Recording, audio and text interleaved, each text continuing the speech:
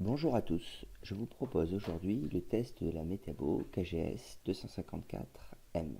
C'est une scie à onglet radial permettant donc des coupes de plus de 30 cm de long.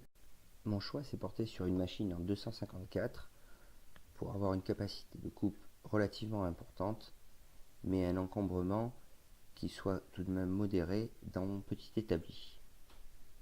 La machine est assez légère, ce qui permettra d'aller travailler dans d'autres lieux. Le système de butée permettant de faire des rainurages ou des tenons, même s'il a le mérite d'exister, se révèle d'être d'une piètre qualité, avec une vis qui m'a été livrée tordue et abîmée. J'ai donc été obligé de la couper pour la sortir sans abîmer le pas de vis et la remplacer par une vis de même longueur.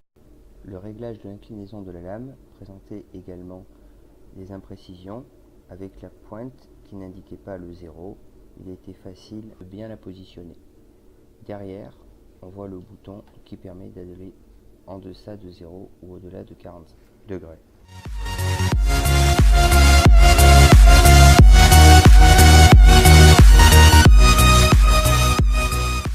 Sans être d'une grande qualité, la lame de 48 dents fournie permet de réaliser des coupes dans du mélaminé quasiment sans éclat et plutôt bien équerré.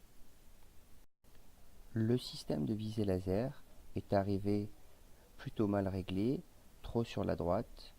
Il a donc fallu le régler à l'aide des deux vis hexagonales situées à la base du laser. En réalité, l'ensemble du système est plutôt mal pensé. Il est plutôt difficile à régler. Je m'y suis repris vraiment à plusieurs fois pour au final obtenir un réglage assez correct. Dans les points positifs, on a ce qui permet de bien visualiser le trait de coupe, et ceci même dans un environnement assez éclairé. La lame rentre bien à l'emplacement exact que le laser avait désigné. J'effectue ma coupe d'avant en arrière pour éviter de faire des éclats dans le mélaminé.